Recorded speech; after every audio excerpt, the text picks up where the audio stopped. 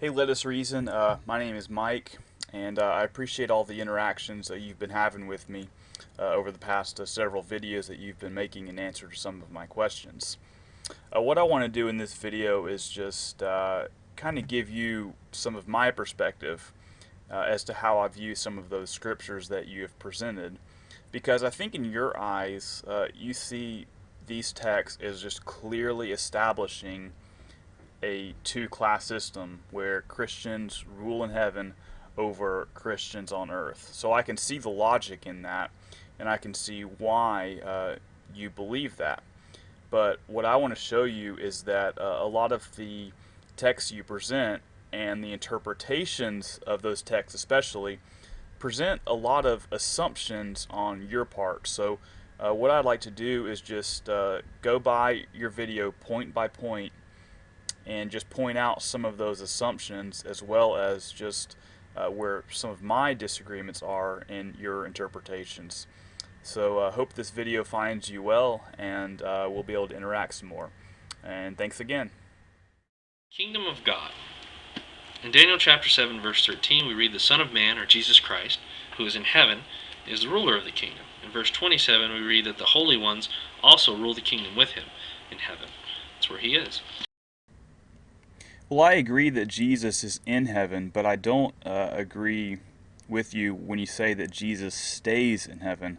I think there's good biblical support for the idea that Jesus comes to earth to establish his kingdom here. So if Jesus is coming to earth and the holy ones are with him, then the holy ones will be on this earth. But if you look a little more closely at Daniel 7:27, you'll notice where it says, all the kingdoms under the whole heaven will be given to the people of the saints of the holy ones. So why does it say that the kingdoms under the whole heaven are given to them? Well, I think that's because the kingdom will be on this earth. Those earthly kingdoms will be turned into a heavenly kingdom that will not only rule over the earth, but will be on this earth. But if you look back to Daniel chapter 2, verse 35, I think this is even further confirmation of the fact that God's kingdom will be on this earth. It says at the end of the verse, "But the stone that struck the statue became a great mountain and filled the whole earth." What was that stone that struck the statue? Well, I think you would agree with me that that stone is God's kingdom. And so if it is God's kingdom, then God's kingdom fills the whole earth according to that verse. So if the saints of the holy ones are going to be ruling in the kingdom, and the kingdom will be on this earth, then I think that's strong support for the idea that those saints and holy ones will be on this earth. So Revelation chapter 5 verse 10 says, "And you made them to be a kingdom and a priest to our God, and they are to rule as kings over the earth." So these holy ones are to rule with Christ in heaven over the earth. But if you notice in the text, it doesn't say that they rule in heaven over the earth. That's something that you're inserting into the text that's not there, and perhaps you're inserting it because back in Daniel you also made that assumption where you thought that the holy ones are in heaven with Christ. But this is what I'm talking about when I speak of assumptions on your part. You're saying things that are not expressly stated in the text. But if you look at a lot of other translations besides the New World Translation, for instance, the New American Standard Bible, it says that they will reign upon the earth. And if you look at your Kingdom Interlinear translation that's published by the Watchtower Bible and Tract Society, on the left side where you have the Greek word-for-word renderings, it says upon. So that Greek word epi can be translated as over, but it can also be translated as upon, depending on the context. But here the context is stressing authority, not location. In other words, we're talking about the fact that they have authority over the earth. So logically, they could be on the earth or over the earth, but this text does not state either. So we'd have to go elsewhere to determine that. How do we know they're not ruling over wicked humans or unbelievers? Well, Matthew chapter 24 verse 22 says about the time of the Great Tribulation and Armageddon. It says, in fact, unless those days were cut short, no flesh would be saved. But on account of the holy ones, those days will be cut short. So there's going to be some flesh that's going to be saved. Are those going to be wicked ones? If you read Psalms 37:11, it says, but the meek ones themselves will possess the earth, and they will indeed find their exquisite delight in the abundance of peace. 29 says, the righteous themselves will possess the earth, and will reside forever upon it. Proverbs chapter 2, verse 21 and verse 22 read, for the upright ones are the ones that will reside in the earth, and the blameless are the ones that will be left over in it. As regards the wicked, they will be cut off from the very earth, and as for the treacherous, they will be torn away from it. Let us reason. In one of your private messages to me, you'd asked the question, if there are rulers, then who are the subjects? And my answer to that is the Bible doesn't explicitly tell us who the subjects are. It just tells us who the rulers are. My answer to your question was that possibly the subjects could be unbelievers, because in Revelation chapter 20, you have the priests of God and of Christ, and they're reigning with him for 1,000 years.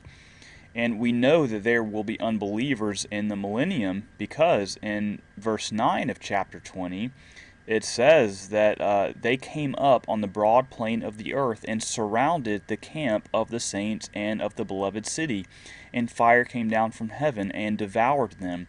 So we know there are unbelievers in the millennium. As far as where the rulers will reign, that's of course another issue, but I was just trying to establish who the subjects are. So it makes sense to say that the unbelievers are the subject because they're the only ones that are mentioned in Revelation chapter 20 besides the holy ones. But look a little more closely at verse 9 of Revelation chapter 20. It says that those unbelievers, they came up and surrounded the camp of the saints and the beloved city. So if those holy ones or the anointed 144,000 are in heaven, then how is it that they can be surrounded unless they're on the earth? That's what Revelation chapter 20 verse 9 says, that they were surrounded.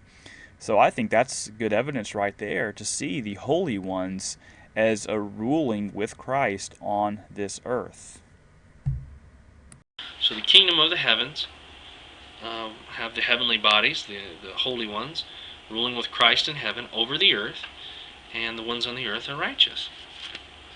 Matthew 24:22 says that they're flesh. They're the flesh that was saved after the Great Tribulation. They're not rulers in the kingdom because the kingdom is in heaven, and those in heaven have heavenly bodies.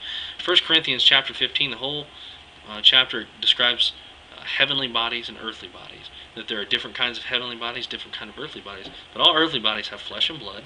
And in 1 Corinthians 15:50 says, however, this I say, brothers, that flesh and blood cannot inherit God's kingdom, neither does corruption inherit incorruption. So flesh and blood are earthly bodies, the flesh that was saved, are not going to be rulers in the kingdom because the kingdom is going to be in heaven.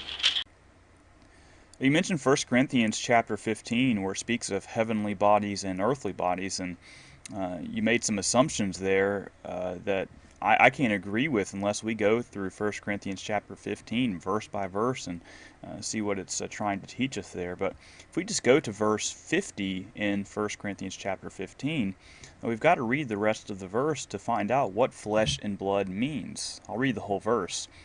Now I say this, brethren, that flesh and blood cannot inherit the kingdom of God, nor does perishable inherit the imperishable.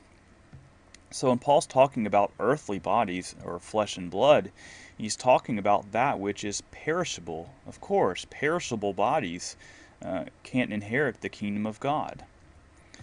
But consider that phrase, inherit the kingdom of God. Where else do we see that? And is that only in reference to those who, in your view, go to heaven? Let's go back to Matthew chapter 25, verse 34. And if you read the context, this is referring to the sheep as opposed to the goats. And I don't have time to read the whole section. I hope that my viewers as well as yourself will read that whole section. But in verse 34, it reads, Then the king will say to those on his right, Come, you who are blessed by my Father, inherit the kingdom prepared for you from the foundation of the world. This is referring to the sheep, and he's telling the sheep, inherit the kingdom. So the question is, are those sheep flesh and blood? Well, according to 1 Corinthians chapter 15, it says flesh and blood cannot inherit the kingdom of God. So how is it that if the sheep are flesh in Matthew chapter 25 verse 34, how can they inherit the kingdom? Unless flesh and blood doesn't mean what you think it means. Perhaps it means what Paul says in 1 Corinthians 15, that flesh and blood is that which is perishable. So the sheep in Matthew 25 have imperishable bodies, and that's why they can inherit the kingdom.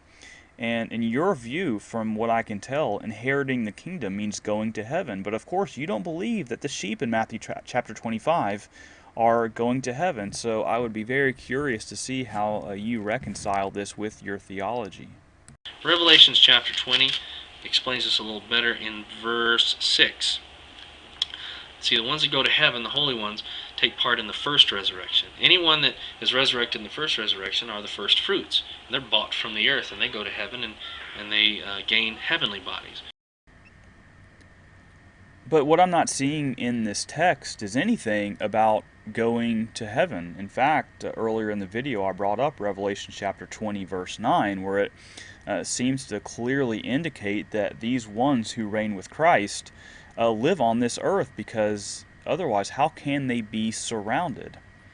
So I hope not only yourself but my viewers can see some of these assumptions on your part, and perhaps in a future video you could dispel some of these assumptions and show that they are supported by the biblical text. Verse 6 in chapter 20 of Revelation says, "Happy and holy is anyone having part in the first resurrection. Over these the second death has no authority, but they will be priests of God and of Christ, and will rule as kings with him for 1,000 years." Well, who do they rule over? Well, if you look back in verse 3, it says, "And he hurled him into the abyss," talking about Satan, "and shut it and sealed it over him, that he might not mislead the nations anymore until the 1,000 years were ended."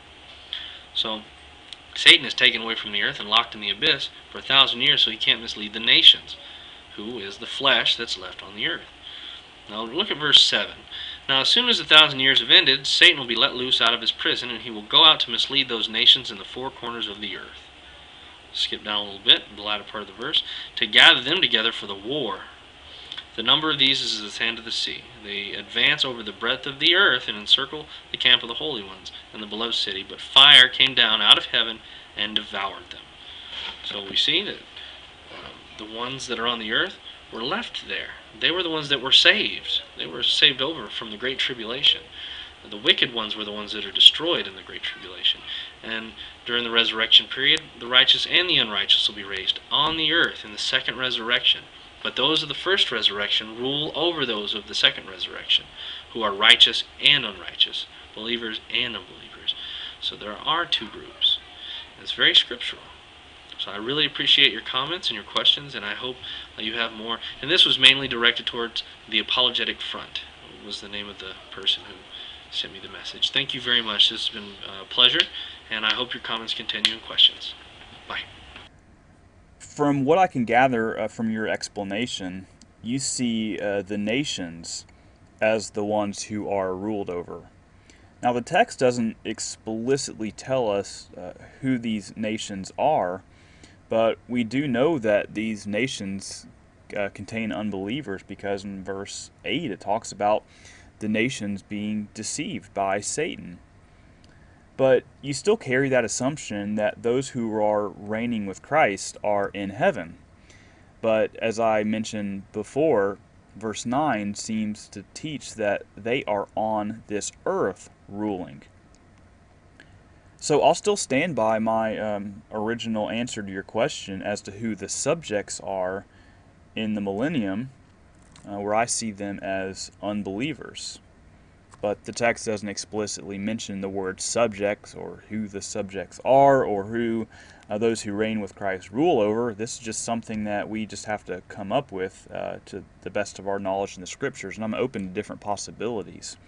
But I appreciate the discussion, and I look forward to future videos. Thank you very much.